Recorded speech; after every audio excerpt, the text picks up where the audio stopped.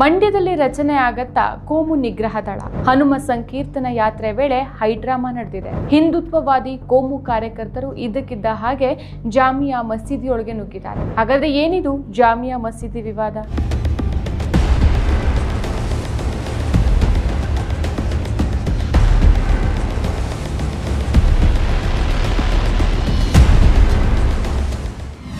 ನಮಸ್ಕಾರ, ಈ ದಿನಕ್ಕೆ ಸ್ವಾಗತ. ನಾನು GM ಪವಿತ್ರ. ಹನುಮ ಜಯಂತಿ ಪ್ರಯುಕ್ತ ರಾಜ್ಯದೆಲ್ಲೆಡೆ ಹನುಮ ಭಕ್ತರು ಬಹಳ ವಿಜೃಂಭಣೆಯಿಂದ ಹನುಮ ಜಯಂತಿಯನ್ನು ಆಚರಿಸಿದ್ರು. ಸಾವಿರಾರು ಲಕ್ಷಾಂತರ ಭಕ್ತರು ಹನುಮ ಮಾಲೆಯನ್ನು ಧರಿಸಿ ವ್ರತವನ್ನ ಕೈಗೊಂಡಿದ್ರು. ಕೊಪ್ಪಳ, ಬಳ್ಳಾರಿ, ರಾಯಚೂರು, ಚಿಕ್ಕಮಗಳೂರು ಹೀಗೆ ರಾಜ್ಯದ ಹಲವು ಕಡೆ ಹನುಮ ಭಕ್ತರು ಸಂಕೀರ್ತನಾ ಯಾತ್ರೆಯನ್ನು ಆಯೋಜಿಸಿದ್ರು. ಆದರೆ ಮಂಡ್ಯ ಜಿಲ್ಲೆಯ ಶ್ರೀರಂಗಪಟ್ಟಣದಲ್ಲಿ ಹನುಮ ಸಂಕೀರ್ತನಾ ಯಾತ್ರೆ ವೇಳೆ ಹೈಡ್ರಾಮಾ ನಡೆದಿದೆ.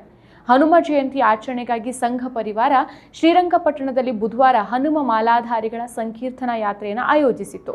ಜಾಮಿಯಾ ಮಸೀದಿಯನ್ನು ಗುರಿಯಾಗಿಸಿಕೊಂಡೇ ಸಂಘ ಪರಿವಾರ ಸಂಕೀರ್ತನಾ ಯಾತ್ರೆಯನ್ನು ನಡೆಸ್ತಾ ಬಂದಿದೆ.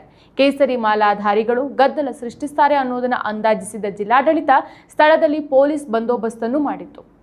ಆದರೂ ಕೋಮುವಾದಿ ಕಾರ್ಯಕರ್ತರು ಮಸೀದಿಗೆ ನುಗ್ಗೋಕೆ ಯತ್ನಿಸಿದ್ದಾರೆ. ಇದರ ಪರಿಣಾಮ ಬಿಗುವಿನ ವಾತಾವರಣ ಸೃಷ್ಟಿಯಾಗಿತ್ತು. ಮಸೀದಿಗೆ ನುಗ್ಗೋಕೆ ಯತ್ನಿಸಿದವರನ್ನ ಪೊಲೀಸರು ತಡೆ ಹಿಡಿದಿದ್ರು. ಶ್ರೀರಂಗಪಟ್ಟಣದ ಜಾಮಿಯಾ ಮಸೀದಿ ಬಳಿ ಸಂಕೀರ್ತನಾ ಯಾತ್ರೆ ಬರ್ತಾ ಇದ್ದಂತೆ ಉದ್ವಿಗ್ನ ಪರಿಸ್ಥಿತಿ ನಿರ್ಮಾಣ ಆಗತ್ತೆ. ಈ ಯಾತ್ರೆಯಲ್ಲಿ ಮಾಲಾಧಾರಿಗಳ ಜೊತೆಗೆ ಸ್ಥಳೀಯ ಬಿಜೆಪಿ ಜೆಡಿಎಸ್ ನಾಯಕರು ಭಾಗವಹಿಸಿದ್ರು.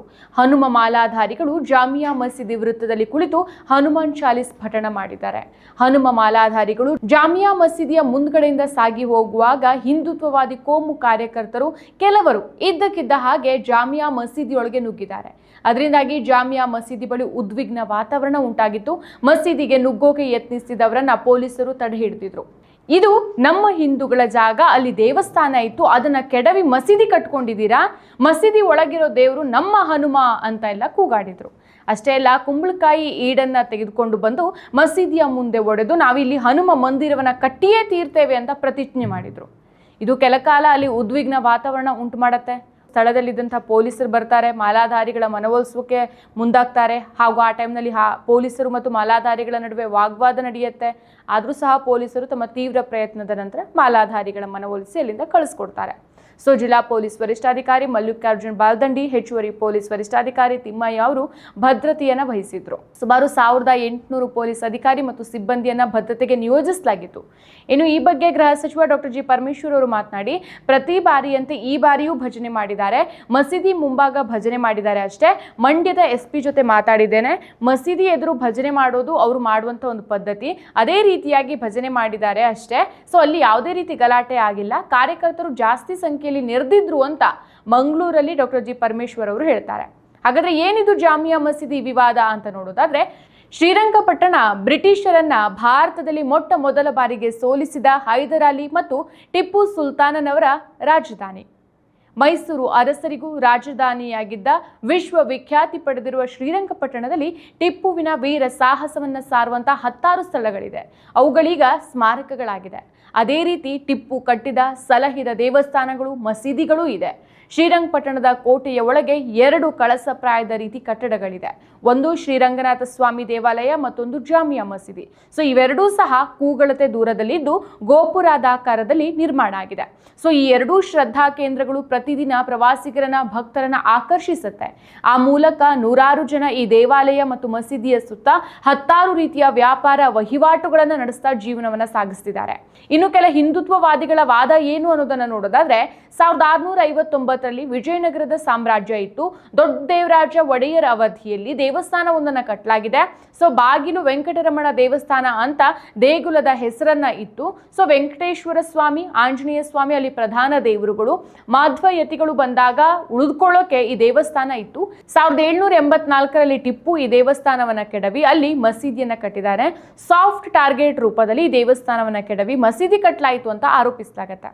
ಇನ್ನು ಮೈಸೂರಿನ ಇತಿಹಾಸ ತಜ್ಞರಾದಂಥ ಪ್ರೊಫೆಸರ್ PV ನಂಜರಾಜ್ ಅರಸುರವರು ಈ ಬಗ್ಗೆ ಏನು ಹೇಳ್ತಾರೆ ಅನ್ನೋದನ್ನ ನೋಡುವುದಾದ್ರೆ, ಅವರು ಒಂದಿಷ್ಟು ವಿಷಯಗಳನ್ನ ಮಂಡಿಸ್ತಾರೆ. ಇವರ ಪ್ರಕಾರ ಮಸೀದಿಗೂ ಮೊದಲು ಮಂದಿರ ಇದ್ದದ್ದು ನಿಜ, ಆದರೆ ಆ ದೇವಾಲಯವನ್ನು ಒಡೆದು ಮಸೀದಿ ನಿರ್ಮಾಣ ಮಾಡಿದ್ದು ರಾಜತಾಂತ್ರಿಕ ಕಾರಣಕ್ಕಾಗಿಯೇ ಹೊರತು ಮತೀಯ ಉದ್ದೇಶಕ್ಕೆ ಅಲ್ಲ. ನನಗೆ ಇಷ್ಟ ನಂದಿನಿ ತುಪ್ಪ, ಶುದ್ಧ ತುಪ್ಪ ಅಂದ್ರೆ ನಂದಿನಿ. ಮಳವಳ್ಳಿ ಕಡೆಯಿಂದ ಬ್ರಿಟಿಷರ ದಾಳಿಯನ್ನ ಅರಿಯೋಕೆ ಟಿಪ್ಪು ಕಾವಲು ಗೋಪುರ ನಿರ್ಮಿಸೋಕೆ ಮುಂದಾಗ್ತಾರೆ.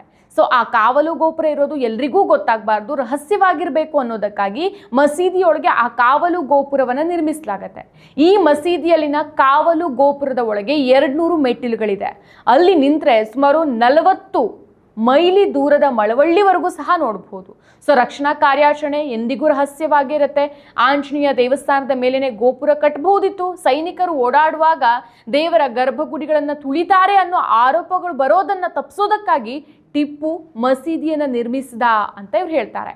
ಇನ್ನು ಮಹತ್ವದ ಮತ್ತೊಂದು ಸಂಗತಿ ಅಂತಂದ್ರೆ, ಆಂಜನೇಯ ದೇವಾಲಯವನ್ನ ಕೆಡವುವಾಗ ಮಸೀದಿ ನಿರ್ಮಾಣ ಮಾಡಿದಾಗ ಶ್ರೀರಂಗಪಟ್ಟಣದ ಬ್ರಾಹ್ಮಣ ಅರ್ಚಕರಾಗ್ಲಿ ಸ್ಥಳೀಯರಾಗ್ಲಿ ವಿರೋಧ ಮಾಡಿರೋದಕ್ಕೆ ಯಾವುದೇ ಸಾಕ್ಷಿಗಳಿಲ್ಲ. ಅಷ್ಟೇ ಯಾಕೆ, ಇಂದಿಗೂ ಕೂಡ ಅವರಿಗೆ ದೇವಾಲಯದ ಬದಲು ಮಸೀದಿ ಇರೋದ್ರಿಂದ ಯಾವುದೇ ತೊಂದರೆಯೂ ಇಲ್ಲ. ಯಾಕಂದ್ರೆ ಆಗ ಬ್ರಾಹ್ಮಣ ಅರ್ಚಕರಿಗೆ ತಿಳಿಸಿನೇ ಮತ್ತು ಅವರಿಗೆ ಹಣ ನೀಡಿನೇ ಟಿಪ್ಪು ದೇವಾಲಯ ಸ್ಥಳಾಂತರ ಮಾಡಿದ್ರು. ಇಂದು ಕೂಡ ಆ ಮಸೀದಿ ಸುತ್ತಲೂ ಸಹ ಅದನ್ನು ಆಧರಿಸಿನೇ ನೂರಾರು ಹಿಂದೂ ವ್ಯಾಪಾರಿಗಳು ತಮ್ಮ ಜೀವನವನ್ನು ಕಟ್ಟಿಕೊಂಡಿದ್ದಾರೆ. ಶ್ರೀರಂಗಪಟ್ಟಣದಲ್ಲಿ ಮಸೀದಿ ವಿವಾದ ಆರಂಭ ಆದಾಗೆಲ್ಲ ನಮ್ಮ ವ್ಯಾಪಾರಕ್ಕೆ ಹೊಡೆತ ಬಿದ್ದಿದೆ ಅಂತ ಅವರೆಲ್ಲರೂ ಸಹ ತಮ್ಮ ನೋವನ್ನು ತೋಡ್ಕೊಳ್ತಾರೆ. ಇನ್ನು ಹಿಂದೂ ಜಾಗರಣ ವೇದಿಕೆಯ ಮೈಸೂರು ವಿಭಾಗದಿಂದ 2021 ಡಿಸೆಂಬರ್ 14ಕ್ಕೆ ಶ್ರೀರಂಗಪಟ್ಟಣದಲ್ಲಿ ಹನುಮ ಮಾಲೆ ಹಾಕಿಕೊಂಡು ನಡೆಸುವಂತಹ ಒಂದು ಸಂಕೀರ್ತನ ಯಾತ್ರೆಯನ್ನು ಹಮ್ಮಿಕೊಳ್ಳಲಾಗತ್ತೆ. ಆನಂತರ ಕಾಳಿಸ್ವಾಮಿ ಎಂಬಾತ ಆ ಮಸೀದಿಯ ಬಳಿ ಹೋಗಿ ವಿಡಿಯೋ ಮಾಡಿ ವಿವಾದ ಎಬ್ಬಿಸಿದ್ರು. ಆಗ ಶ್ರೀರಾಮ ಸೇನೆಯವರು, ನರೇಂದ್ರ ಮೋದಿ, ಜಾಗರಣ ಮಂಚ್ನವರು, ವಿಶ್ವ ಹಿಂದೂ ಪರಿಷತ್, ಹಾಸನದ ಪುನೀತ್ ಕೆರೆಹಳ್ಳಿ ಅಂತ ಸಂಘ ಪರಿವಾರದ ಕೋಮು ಕ್ರಿಮಿಗಳು ಅಲ್ಲಿಗೆ ಹೋಗಿ ಗಲಾಟೆ ಮಾಡ್ತಿದ್ದಾರೆ. ಸೊ ಜನರನ್ನ ಪ್ರಚೋದಿಸೋ ಕೆಲಸ ಮಾಡ್ತಿದ್ದಾರೆ. ಇಲ್ಲಿ ಗಮನಿಸಬೇಕಾದಂಥ ಅಂಶ ಅಂತಂದ್ರೆ ಇವ್ರು ಯಾರೂ ಸಹ ಸ್ಥಳೀಯರಲ್ಲ. ಇನ್ನು ಶ್ರೀರಂಗಪಟ್ಟಣದಲ್ಲಿ ಸುಮಾರು 30,000ದಷ್ಟು ಜನಸಂಖ್ಯೆ ಇದೆ. ನಮಗೆ ಪೂಜೆ ಮಾಡೋಕೆ 10 ದೇವಾಲಯಗಳಿದೆ. ನಮಗೆ ಮುಸ್ಲಿಂ ಧರ್ಮದ ದ್ವೇಷ ಅಥವಾ ಕೋಮು ಗಲಭೆಗಳಾಗಿರೋದು ಬೇಡ ಅಂತ ಅಂತಾರೆ. ಆದರೆ ಹೊರಗಿನವ್ರು ಬಂದು ತೊಂದರೆ ಕೊಡ್ತಿದ್ದಾರೆ. ಅವರೆಲ್ಲರೂ ಸಹ ಉದ್ಯೋಗವಿಲ್ಲದ ನಿರುದ್ಯೋಗಿಗಳಾಗಿದ್ದಾರೆ.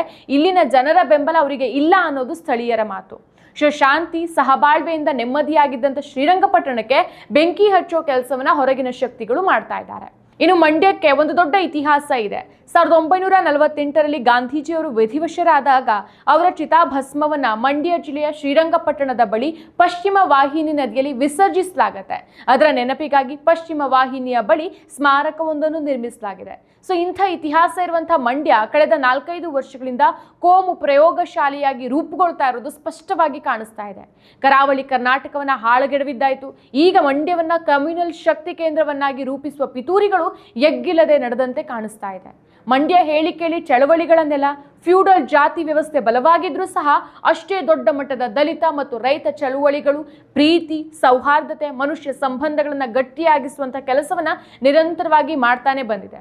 ಕನ್ನಡ ಚಳುವಳಿಗೂ ಮಂಡ್ಯ ಹೆಸರುವಾಸಿ. ಕುವೆಂಪು ಅವರ ವೈಚಾರಿಕ ಪ್ರಜ್ಞೆಯನ್ನು ಮುಂದುವರಿಸ್ತಾ ಇರುವಂತಹ ಒಕ್ಕಲಿಗ ಪ್ರಜ್ಞಾವಂತರು ಮಂಡ್ಯದಲ್ಲಿ ಇದ್ದಾರೆ. ಮುಖ್ಯವಾಗಿ ಮುಸ್ಲಿಂ ಪಿತೂರಿ ಥಿಯರಿಯನ್ನ ಎಷ್ಟೇ ಪ್ರಚೋದಿಸೋಕೆ ಯತ್ನಿಸಿದ್ರೂ ಸಹ ಮಂಡ್ಯ ಜಿಲ್ಲೆಯಲ್ಲಿ ಗಣನೀಯ ಪ್ರಮಾಣದಲ್ಲಿ ಮುಸ್ಲಿಮರಿಲ್ಲ ಅನ್ನೋದನ್ನ ಯೋಚಿಸಬೇಕಾಗತ್ತೆ. ಪರಿಶಿಷ್ಟ ಜಾತಿಯ ಬಲಗೈ ಎಡಗೈ ಸಮುದಾಯಗಳು, ಕುರುಬರು, ಇತರೆ ಹಿಂದುಳಿದ ವರ್ಗಗಳ ಜನಸಂಖ್ಯೆಯನ್ನು ನೋಡಿದ್ರೂ ಸಹ ಮುಸ್ಲಿಮರ ಶಕ್ತಿ ಕನಿಷ್ಠ 5ನೇ ಅಥವಾ 6ನೇ ಸ್ಥಾನದಲ್ಲಿ ಇರುತ್ತೆ.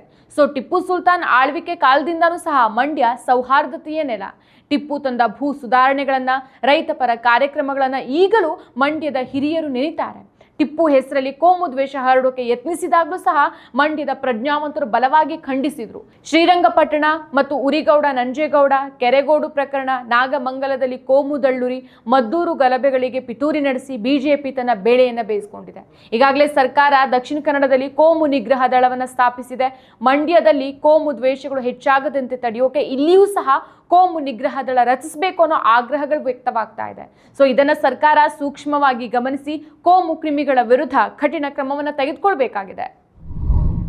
ಮತ್ತಷ್ಟು ವಿಶೇಷ ವಿಡಿಯೋಗಳನ್ನು ನೋಡಲು ಮತ್ತು ಹೊಸ ವಿಡಿಯೋಗಳ ಬಗ್ಗೆ ತಿಳಿಯಲು ಈ ದಿನ .com ಯೂಟ್ಯೂಬ್ ಚಾನೆಲ್ ಸಬ್ಸ್ಕ್ರೈಬ್ ಮಾಡಿ ಮತ್ತು ಬೆಲ್ ಐಕಾನ್ ಕ್ಲಿಕ್ ಮಾಡಿ.